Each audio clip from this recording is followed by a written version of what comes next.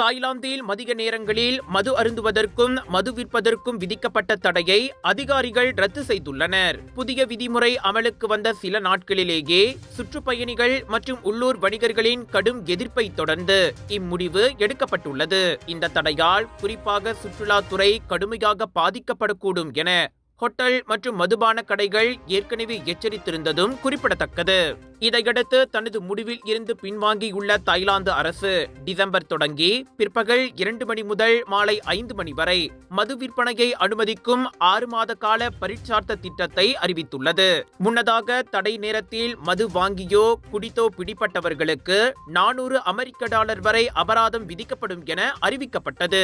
இப்போது தடை மீட்டுக் கொள்ளப்பட்டிருப்பதால் சுற்றுலாத்துறையின் மீட்சிக்கு இது உதவும் என்று அதிகாரிகள் நம்புகின்றனர்.